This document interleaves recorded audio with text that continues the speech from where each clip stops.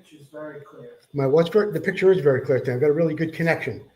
We're not giving away a Nomad light tonight. I'm almost out. I got to get more from Russell Waters. Okay. So what do you want to give away for? I think I'll give away grips from Paul President Petty. Yeah. Courtesy of Paul. Right. Standard, and stickers for the What's It Worth segment. We'll do that. Stickers for What's It Worth. So we'll have the stickers, and we've got the grips. Grips, yeah. You know what I haven't given away in a while? I got to talk to Terry Good about that. We were giving away some nice posters from the International Motocross Museum. 2 of them are right behind you, right there. Yeah, the Marty Smith poster. I got to get a hold of Terry and.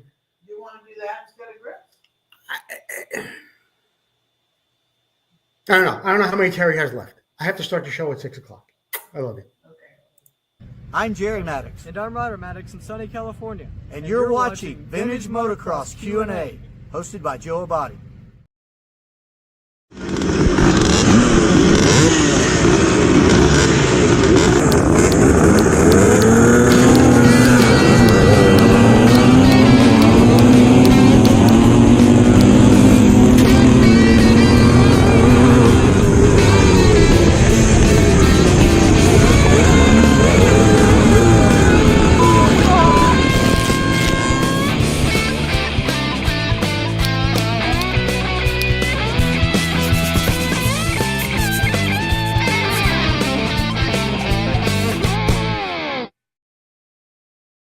Good evening, everyone. You're watching Vintage Motocross Q&A, and I am your host, Joe Abbate. Thank you for tuning in tonight.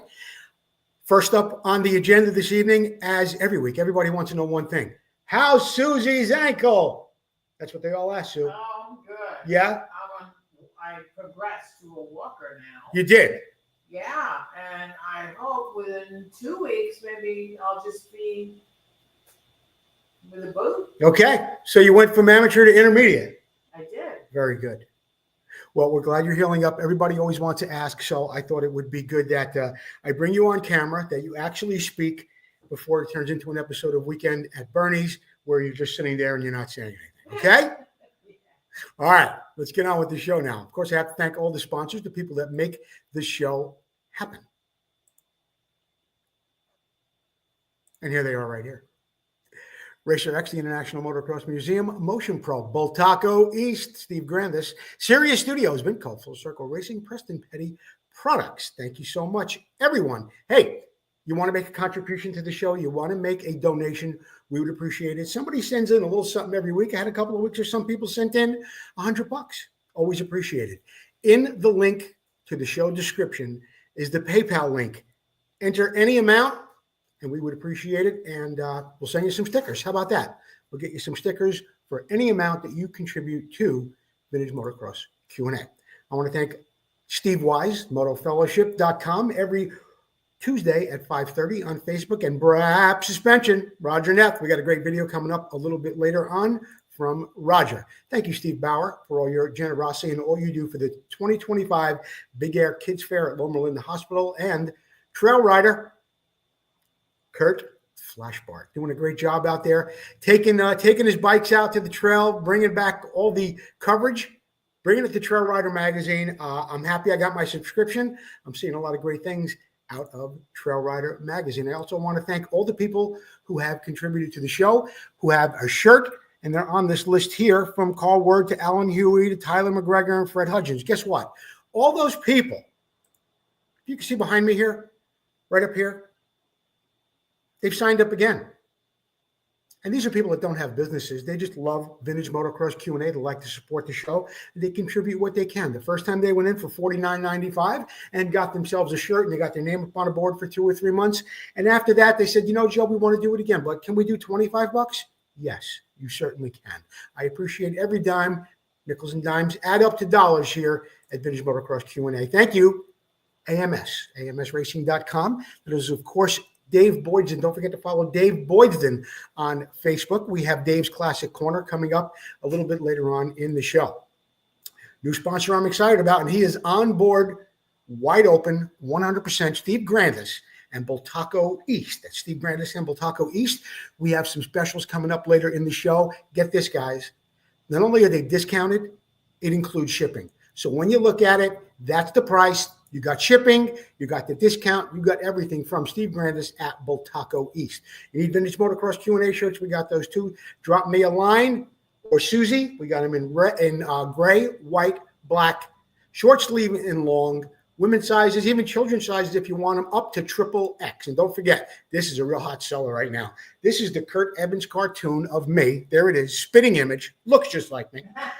And we're selling these on shirts, and they are going out like 2 or 3 a day. Yeah. Got a lot of people buying these shirts. They're $24.95, shipping included in the U.S. Yeah. Up to 3X. Up to 3X. Yeah. All right. And yeah, thank you, Kurt Evans. Don't forget to keep sharing the show, whether you're on Facebook or you're on YouTube. Comment where you're watching the show from. Comment what your favorite bike may be. Comment about maybe an episode or something special you'd like to see here on Vintage Motocross Q&A in the future. We'll try and bring that to you a little bit later on. Susie mentioned earlier that she will be giving away a set of grips, compliments of Paul Stannard and Preston Petty products. Had a question come up about modern tires and some of the logos on them, some of the tread patterns on them. But the logo question came up, and I remembered that I actually had made a video a while back about how you can handle certain things when certain tires come through with logos on them and stuff like that. So in the next time tried this segment, we're going to take a look at that tonight. Tires today come in a variety of different sizes, and of course, they have different writing on them. A tire I like to use on restorations and on race bikes sometimes as well is the V-brand Vintage Reserve. As you can see right here, their logo is on the tire. Now, whether it's vulcanized or whether it's silk screened on there, I'm not sure exactly how it's put on, but it does not come off very easily. Other tire brands have that on there as well. But I found a way that when I have this bike on a restoration, it's going to look more authentic. Let's move the camera over to the other side of the shop, and I'm going to show you exactly what I do to get this logo off. Now, as you can see, this is where the logo is. I don't know whether the right word is vulcanized or how it's applied to the rubber, but it just doesn't wipe off. And I've tried it using different liquids, whether it's alcohol or acetone or lacquer thinner, whatever it might be. So what I did was I just tried to sand it. And I did it on another tire, so I want to show you on this one exactly how I do it. I sand around in circles and back and forth. And you want to frequently turn the paper because the paper will get clogged up with the rubber. Also, if you go to clean it off while you're working at it, don't use WD-40, use something like alcohol, something that's not going to get the tire all oily. You want something that's going to dry up quick. Water might even work.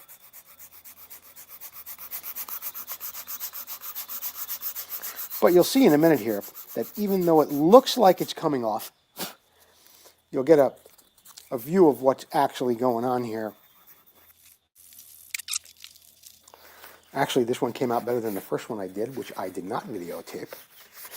But it came out a little bit better when the alcohol dries up. What I've been using here is 180 grit sandpaper. Going around in circles helps a little bit too. But most of it can be done just going back and forth. Might not be a bad idea to, if you're working near a chrome rim like this or even an aluminum rim, might not be a bad idea to mask that off so you don't get your sandpaper scratching up your rim.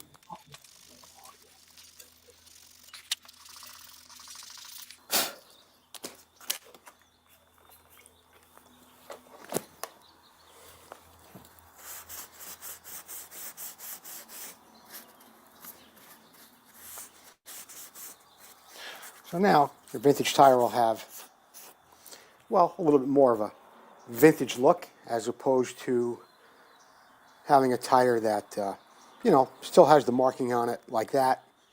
And that's how you can do it. A little sandpaper, and as I said, clean it off with alcohol. And later on, if it's a show bike or whatever, you can always top it off with your favorite tire dressing, whatever it might be. And you have something that looks a little more authentic.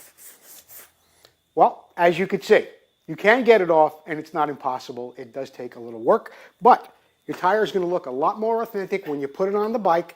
You're not going to have any problem when you go to show it.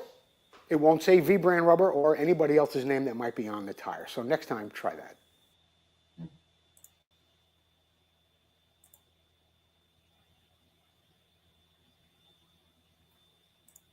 I'm Brock Glover, and you're watching Vintage Motocross Q&A, and we'll be right back.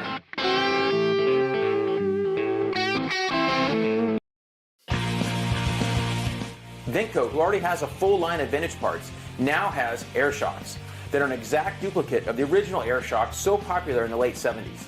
So whether you're looking to build a full racer or museum showpiece, these shocks will give you that incredible 70s look and improve your bike's performance. These new air shocks are fully rebuildable with Vinco rebuild kits, and all shocks are hand assembled in the USA with all new components. Every component is brand new. Just like the originals, our air shocks are adjustable with 2 chambers, high and low pressure, giving you tremendous flexibility for settings of your bike suspension. The Vinco air shocks come fully assembled and ready for installation. Just add air or nitrogen. The kits include the manual and spacers. Visit Vinco.com to check out the air shocks and all that Vinco has to offer to help you get back on track and to keep that ride going.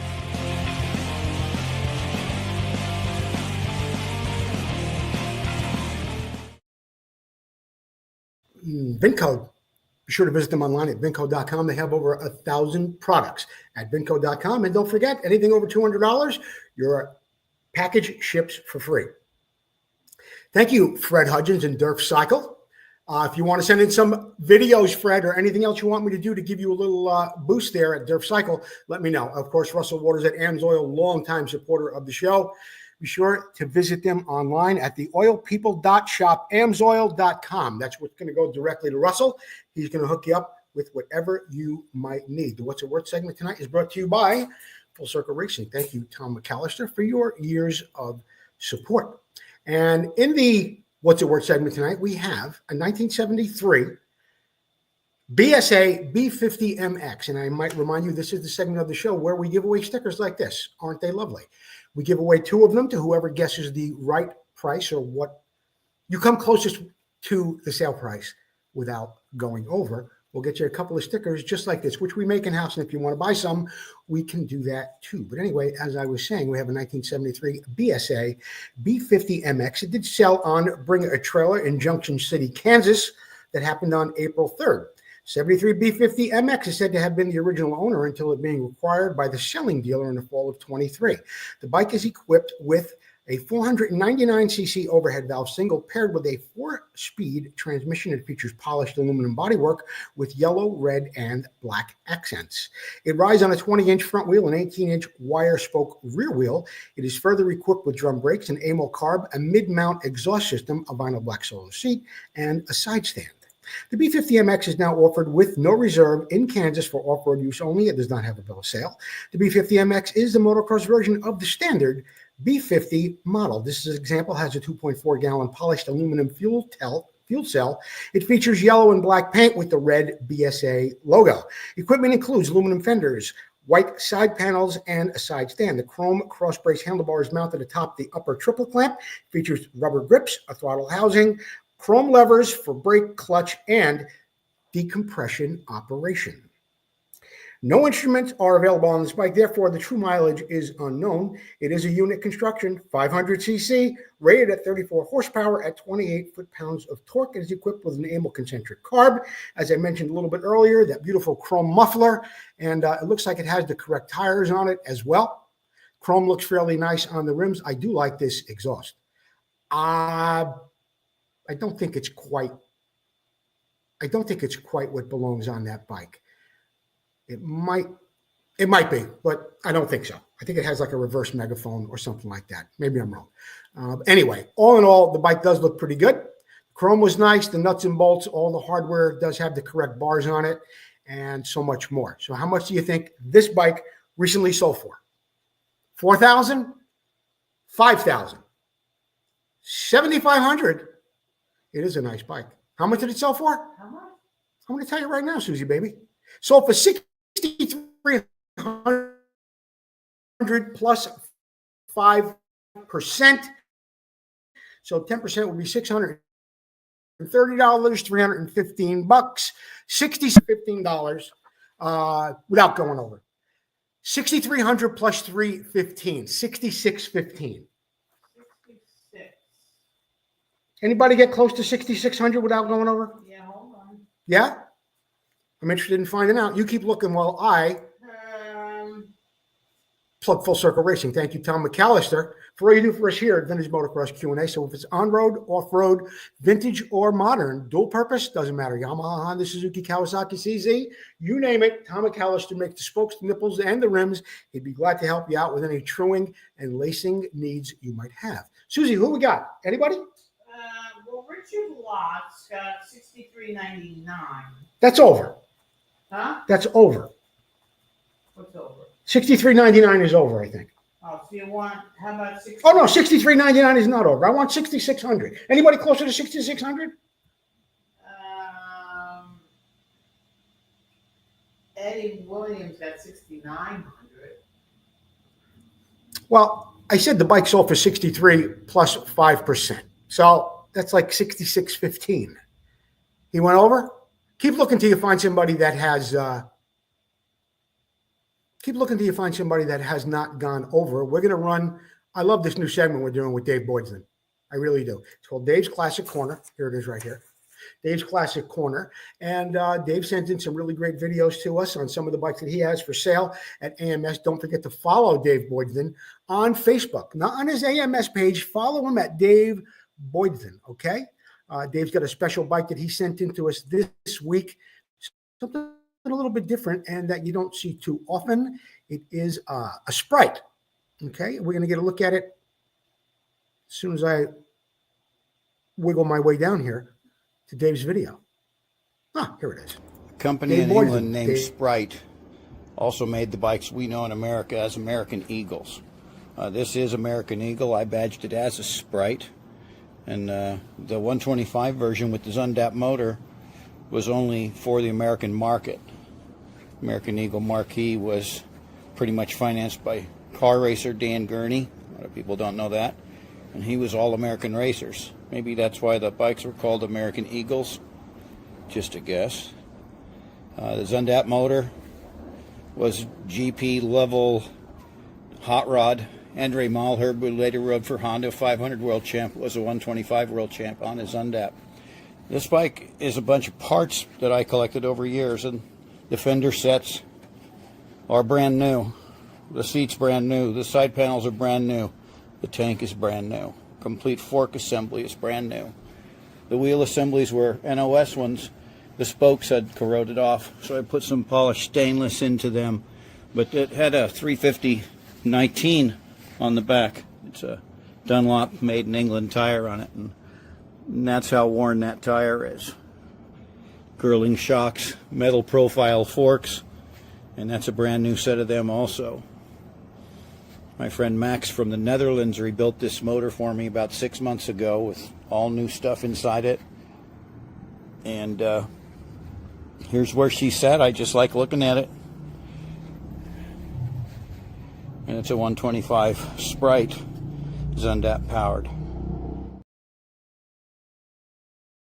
There you have it from Dave Boydston, 125 Sprite. You don't see too many of those. We will be right back with more Vintage Motocross Q&A and the winner of whatever awards we were giving away just a moment. I get asked often, what's the most important thing on Clunker? Answer simple, it's me. That's why I use Full Circle Racing wheels prepped by Tom McAllister. So should you. Watch this and learn why.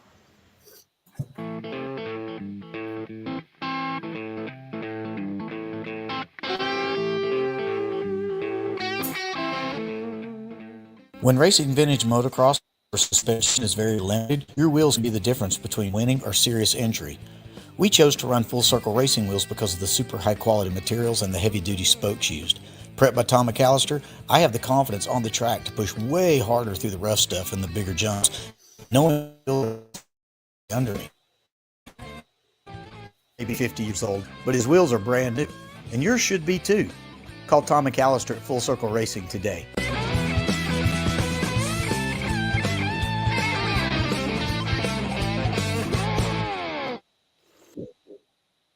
Hey, it's Joe Abbate. We're back live at Vintage Motocross Q&A. Something really funny just happened in the studio. Susie gave me the most incredible look you've ever seen in your life. Why am I not on the screen?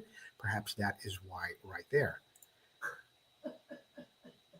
Moto Showcase is brought to you by Preston Petty Products. Thank you, Paul and Patty Standard, for your years of support, your fenders, your salami, all the wonderful food you send us around Christmas time, and those wonderful Preston Petty Products. That's Paul Standard, Preston Petty Products, and the Moto Showcase. We got a really, really special bike for you coming up here tonight.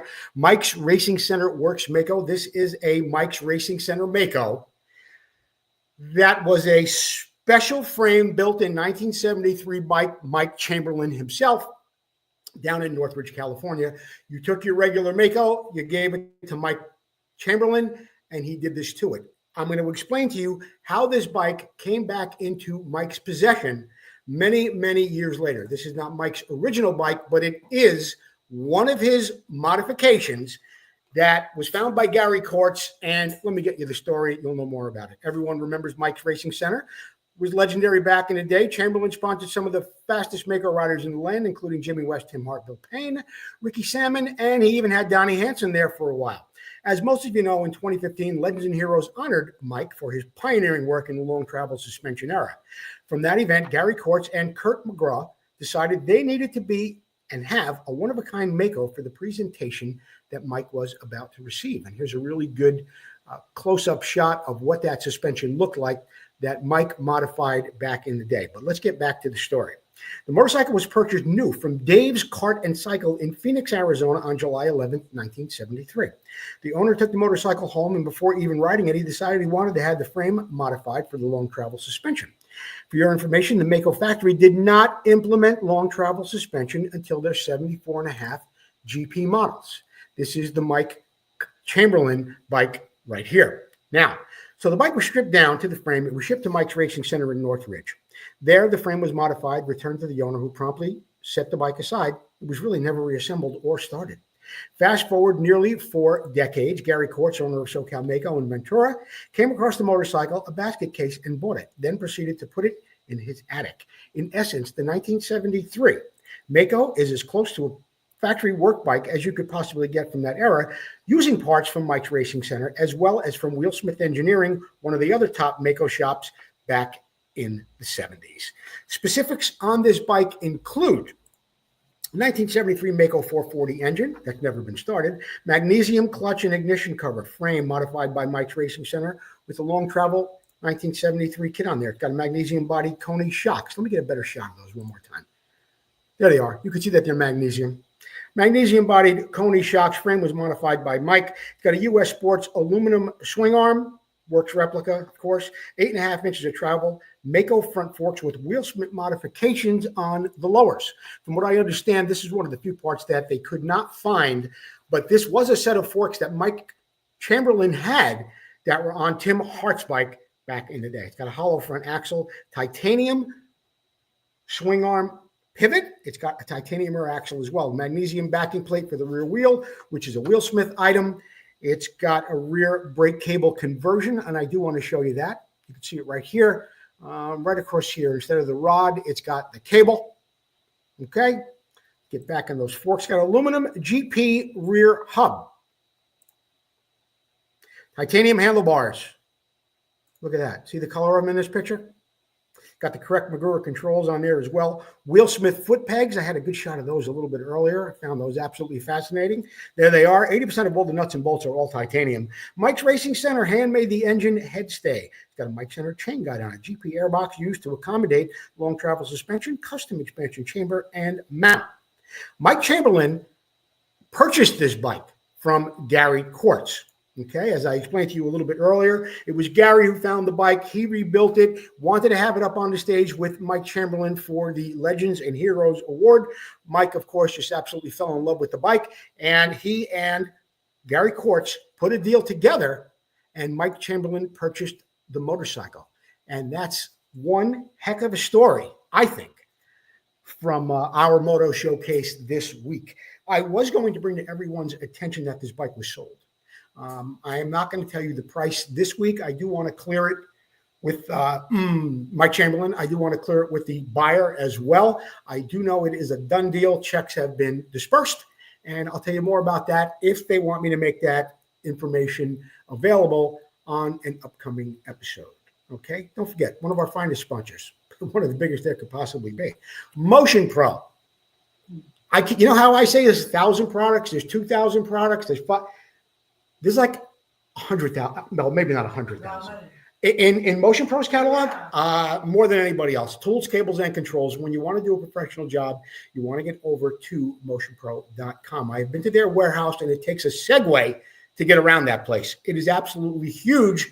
The cable section alone, I would say, is 2,000 square feet, just for cables. Now, you can still get a discount because you're watching Vintage Motocross Q&A. So when you check out, put in MP9135. That's MP9135. Get 20% off across the board on everything except custom cables. Thank you, Russell Waters and Amsoil, for making a wonderful, wonderful product. You didn't take that Segway around his warehouse, did you? What's your problem? No, I wrecked on a Segway in Chicago. That's another story. I did. I fell on a Segway in Chicago. It's unbelievable.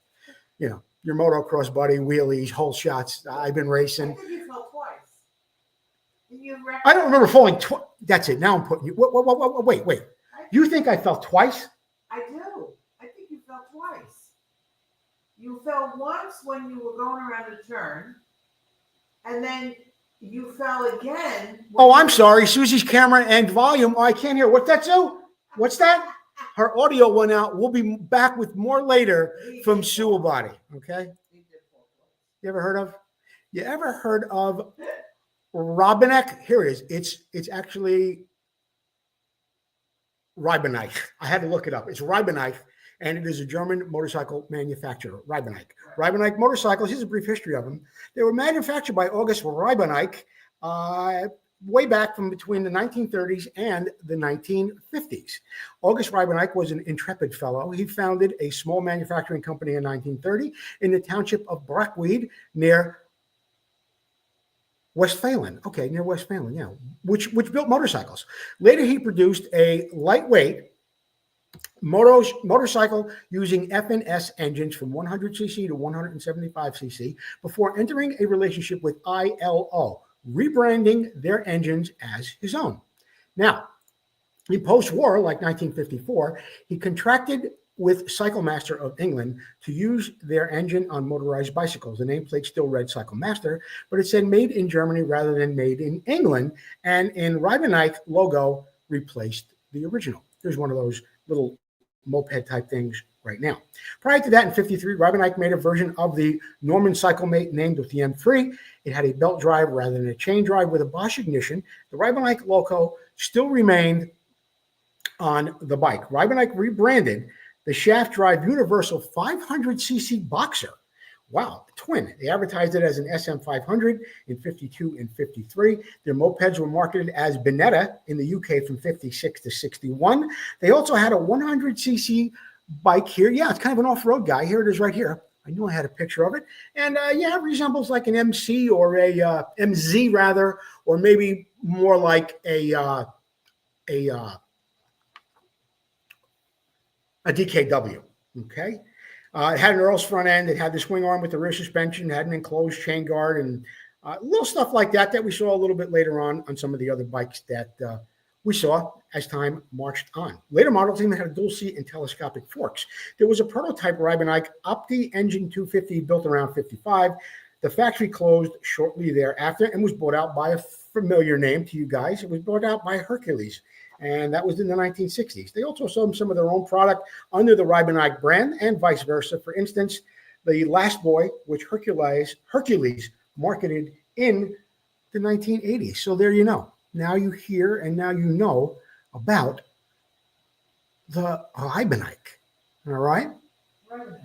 Yeah, Reibenike. And that wraps it up for that. We are going to take a quick break. We will be right back with more Vintage Motocross Q&A. Okay? All right. I'm Heikki Mikkola. We will be right back. That was perfect, Heikki.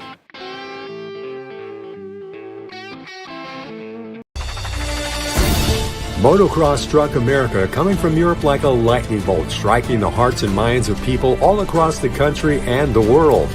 Battles of intense racing and cutting rivalries with loyalty to brands and heroes intensified as years of blood, sweat, and dirt flew through the minds of those memories of champions as they wrestled their machines through almost impossible tracks. But where are those past champions? And where are their bikes? Terry Good, an ex-pro motocross racer, has made it his life mission to honor these heroes and the bikes they rode to stardom.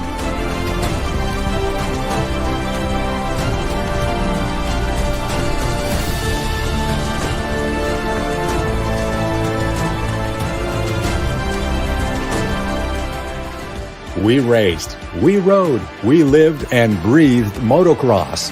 Go back in time and relive those moments, now preserved for the first time ever in the world's first museum dedicated to the history of motocross. Our new building is in the gate. Help us get a great start and you can be part of history. Go to internationalmotocrossmuseum.org and become a part of our team.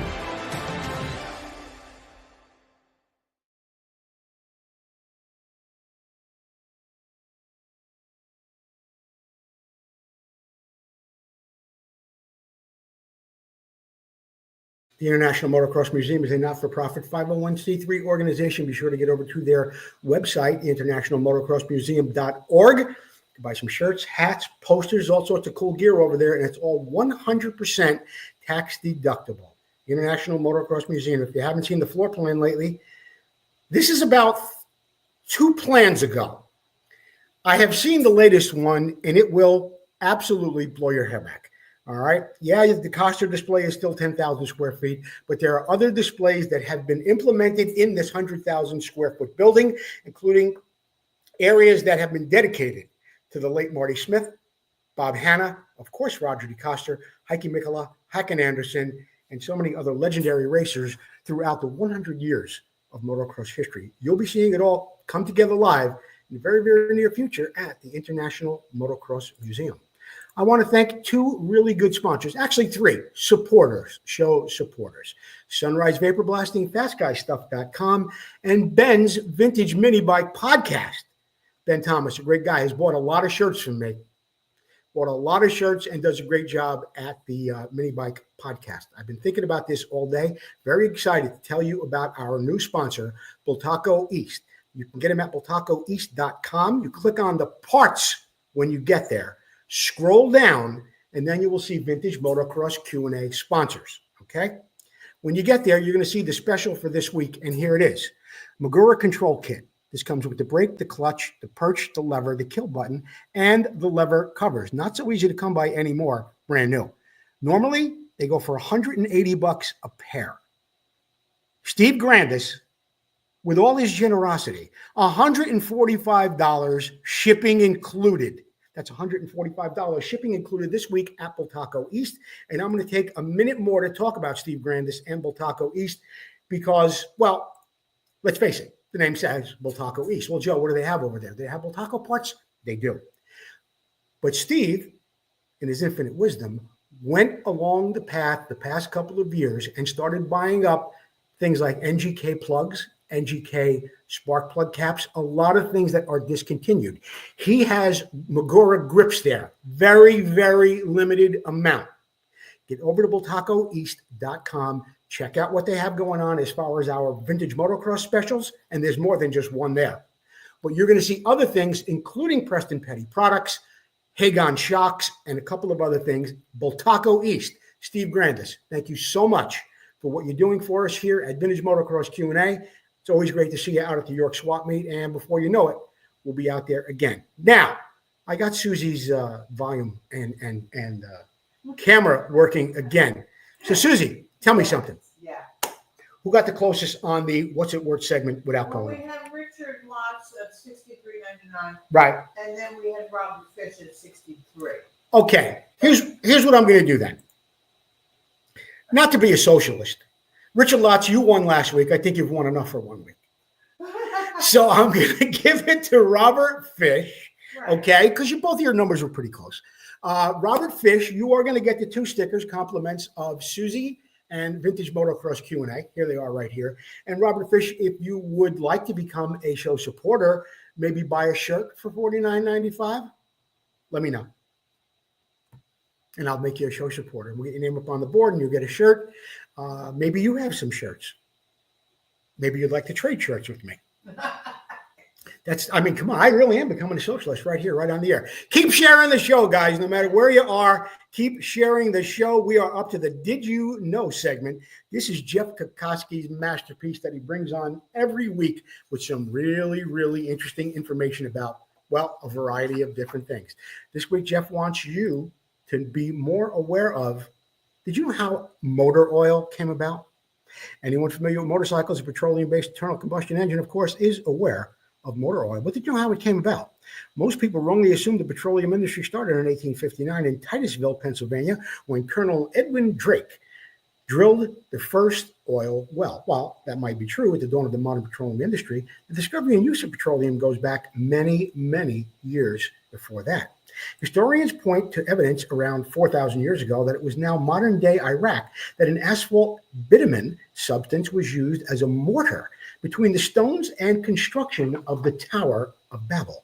Great quantities of this asphalt material was said to be found along the banks of one of the tributaries to the mighty Euphrates River that flows to the area through that edge of the world. 2,000 years ago, the Chinese used petroleum to fuel their bronze lamps for light and heat. Then in the 4th century AD, they actually drilled gas wells to the depth of 800 feet by attaching drill bits and bamboo poles. Not for nothing. You could drill with drill bits and bamboo poles 800 feet 4,000 years ago, and you're still eating with 2 pieces of wood, but I digress. The gas was burned to evaporate water from brine in order to produce salt. Asphaltic bitumen obtained from the Dead Sea was even used by the ancient Egyptians to embalm and preserve mummies. The Persian word for asphalt is mum, which is translated to the word mummy.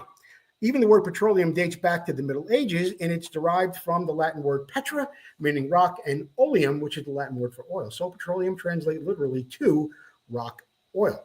By the middle 1800s, when Drake discovered oil in Pennsylvania, the process was creating or distilling, and kerosene from crude oil and coal shales was beginning to take shape. At that time, kerosene became an important commodity to replace whale oil as a means to illuminate homes and special lamps. Also during that period, steam engines were using power locomotives and run factories during the latter phase of the American Industrial Revolution. But those steam engines and control valves were lubricated by using inefficient combinations of animal and vegetable fats. That is pungent. Anyway, so what about the development of the motor and the engine oils? By 1865, the area around Titusville had become an epicenter of the Pennsylvania oil rush. Oil wells were popping up all over the region. One of those entrepreneurs was Massachusetts native and physician John Ellis, who had established medical practices in Massachusetts, Michigan, and in Pennsylvania. At the age of 50, he traveled to Titusville, hoping to find a medical use for the properties in crude oil. However, he quickly realized that there was nothing and no wonder tonic to be found, but he did recognize the potential of lubricating qualities. On September 6th, 1866, 2 partners started the Continuous Oil Refining Company. Over the course of the next 2 years, Dr. Ellis was granted 4 patents for his groundbreaking new product, an all-petroleum high-viscosity steam cylinder lubricant capable of performing under high temperature. Believing he needed a catchy name for the product, he combined the word valve with the Latin word of oil, oleum, and he added the ending I-N-E, or ene, to indicate it was a chemical compound. Thus, the word Valvoline was the trademark, and that's how that name was born. By the turn of the century, Valvoline oils would become the global sensation. To meet the rapid growth, the steam engine world, electricity, locomotives, Dr. Ellis. He opened offices, refineries in New York City, Boston, Chicago, Philadelphia, and San Francisco, and began trading with companies in England, France, and Germany. Imagine that. It would be the dawn of the internal combustion engine that was about to begin and create an incredible demand for such lubricants. The next time, we will talk about the viscosity and how motor oils change since the discovery of John Ellis. Jeff Kokoski, knocking it out of the park again this week. with how oils came about. I know we mentioned Valvoline quite a bit in that segment, but yeah, it's just incredible. And we think about, not only Valvoline, but of course Gulf, and of course one of our show supporters, Russell Waters and AMSOIL, the first who was a synthetic producer in 1973. That would be AMSOIL. Okay. This week in motocross history, no, we are going to hear from Roger Neff. I love this segment. Roger Neff, of course, BRAP suspension. He is very popular over on the Instagram page. See a lot of things over there from Roger Neff. But let's get a video up here from Roger right now. He talks about bearings and the importance of buying good bearings for your bike. Roger Neff, what do you got?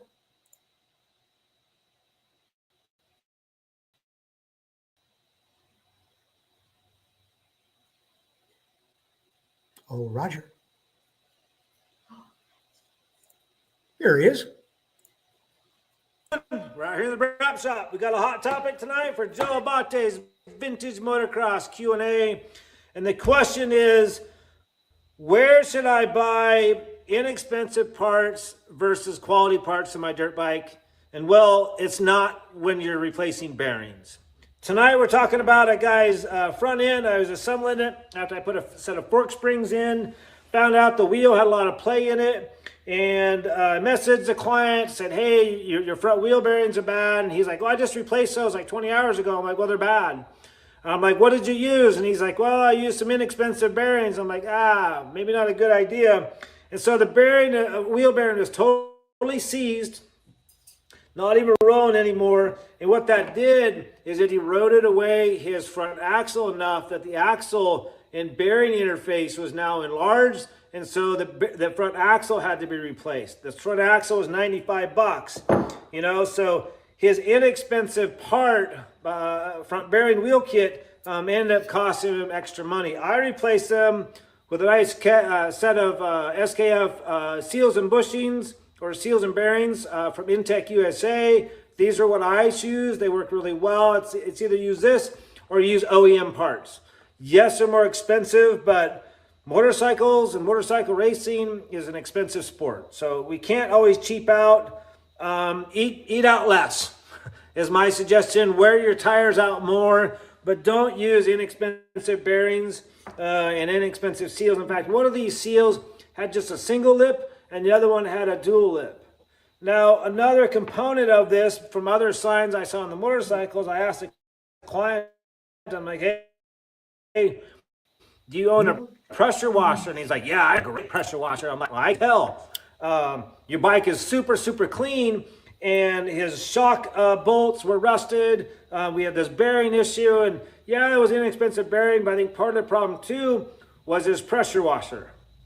So if you got one of them high pressure washers, be careful how you use it. You've heard this before, probably a million times, but don't be pressure washing your bearing areas on your wheels, on your suspension, on your engine, because you're going to force water into the components. There was so much water pushed past the bearing and the seal, it was inside the hub. There was actual water that poured out. So be careful with your pressure washers. They're great tools. I kind of hose my bike off. If I really want it clean, I'll get a scrub brush out.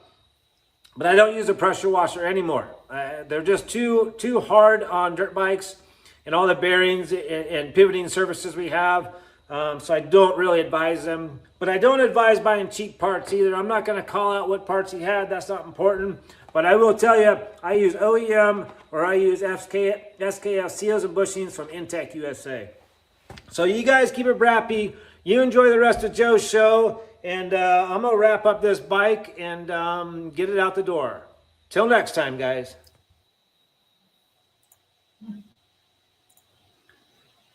Roger Neff, BRAP suspension. I absolutely love these videos. Roger, if you're watching this show, I need your address and your shirt size.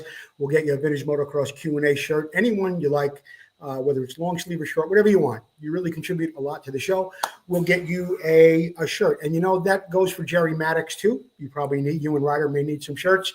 Roy Vanderveer Haven't seen him past couple of weeks. Probably been very, very busy. Spring's coming around in the great Northeast. Probably out there working on bikes. And whoever else contributes to the show with videos and stuff like that, I would be happy to get you some shirts, okay? And that's that. Richard Lotz suggested that I give the stickers to the next person, which I did. So I didn't want anybody to take that the wrong way about the socialist thing, but he had insisted that I give the stickers to someone else. So very generous of you, Richard Lotz. So there you go to Robert Fish. This Week in Motocross History is brought to you by Racer X, available on your newsstand now and also available online. 1974. This took place on April 8th, actually, which was, just yesterday. Anyway, it was the opening round of the 1974 AMA 250cc Pro Championship, Pro Motocross Championship. It took place as a triple header at the Hangtown Motocross Classic in Plymouth, California. Honda's Billy Grossi took the 250 class winner aboard his CR250. There's a picture of Billy right there. Elsinore ahead of Husqvarna's Marty Tripes and defending two-time national champion Gary Jones. He was then aboard a champion Gary Jones, then aboard a Can-Am in the 500cc class. We got a chance to see Mike Hartwig. He debuted his 400cc monoshock with the win ahead of CZ's Tony DeStefano and Husqvarna's Gary Semix. But the real news was the third class, the first inclusion in the AMA Pro Class Championship in the 125 class. And the big winner was the teenage superstar in the making, of course, Marty Smith. He was aboard a CR 125 Elsinore. His teammate Chuck Bauer was second, and Husqvarna's rider Robert Haig, who's still around, Robert Haig, down there in Newport Beach, California. Smith's win in the first AMA 125 National would follow 30 years later by the last win for a 125 at the AMA National, when James Stewart won the September 5th, 2004 Steel City 125 National aboard a Kawasaki KX 125. 1 week later, Stewart would ride a Kawasaki KX F250 to win at the season-ending Glen Helen National. No 125cc motorcycle would ever win a 125 National again, and the class name was soon to be changed, the Lights class. I don't know about that. Anyway, yeah, Marty Smith was the first one to win a 125 National, AMA National, and James Stewart, all those years later, 2004, 30 years later. Got some events coming up. Don't forget, my dear friend, Mikey P. and all the guys back there in New York and New Jersey, ACR, American Classic Racing. They put on the best races at the best tracks you can possibly find in the Northeast, including Broome, Tioga, Unadilla, and Southwick. Go over to their website, check out all they have that's going on this summer in racing at ACR. We got a race coming up this weekend. You're probably going to be on your way there as early as tomorrow. That happens in Friendsville, Maryland. It's round one of an ARMA event that happens on April 13th. There is motocross, there's a grass track, there is a cross-country track as well. That's Friendsville, Maryland. And it's probably a mid-Atlantic thing that's happening down that area. So if you're on your ARMA websites and you do stuff like that, get over to that ARMA website and check out what's going on there. Got a really great event coming up April 12th. That's this weekend. Scott Burnworth, may he rest. Debbie Burnworth is marching on with a lot of the events that Scott had planted seeds to grow, and here's one of them right here. Ferris Raceway, April 12th, the SoCal Vintage MX Classic.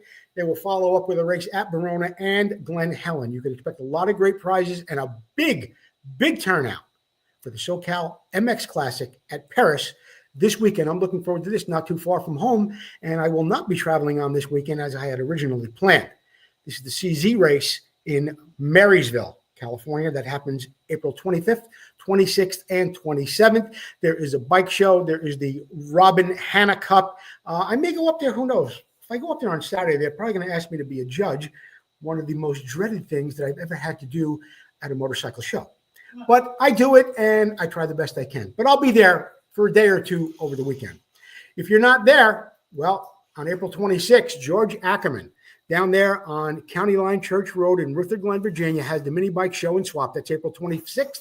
That's from 10 to 4. I know there's free food, a lot of fun, soft drinks. George Ackerman got the Moto barn and his little mini barn as well.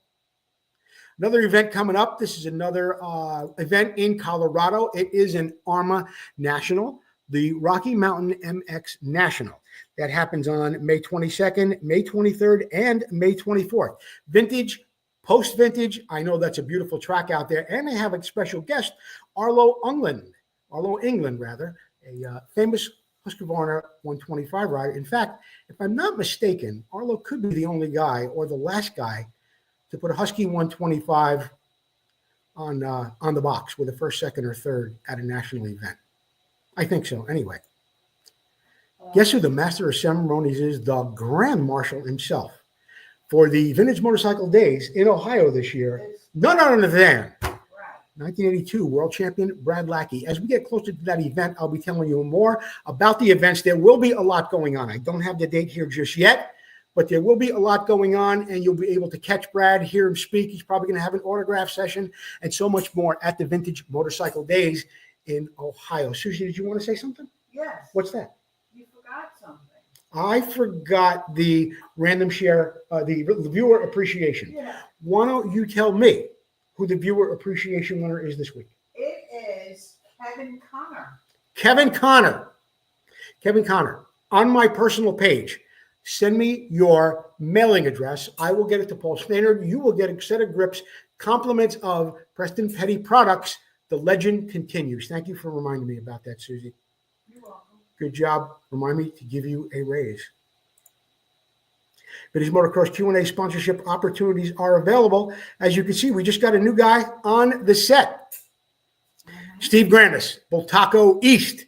And who else has been here for more than 15 minutes? Racer X, International Motocross Museum, Motion Pro, Sirius Studios. I love their gear. I think I forgot to mention them in the show tonight. Vinco, Preston Petty, Full Circle Racing. And if I did forget for any reason to mention SiriusStudio.com, okay? Let me just jump up there right now because the Winners family are really good people, and I love the product that they have. Here it is, SiriusStudio.co. They've got hoodies, sweatshirts, T-shirts, quality fabric, comfortable. Get over to SiriusStudio.co. Thank you so much to the Winters family for being a great sponsor of Vintage Motocross Q&A. I was telling you a little bit more about the sponsors who are up there. Some of them are on the board for 5 years, like Vinco, Preston Petty. And once again, a big thank you to Steve Grandis and Bultaco East for coming on board with us here at Vintage Motocross Q&A. Don't forget, everything you buy at Bultaco East, when you see the price, it's shipping included. And there are discounts for Vintage Motocross Q&A viewers. That wraps it up for this week's Vintage Motocross Q&A. I want to thank you all for showing up and sharing the show and doing all the other cool stuff. Susie, thank you for helping out. You're welcome. Gino, come on. Oh, my God, Gino. Oh, my God, Gino. You're... The handball. Oh, man. Getting a little heavy, Gene. You know what I'm saying? We'll see you next time on Vintage Motocross Q&A.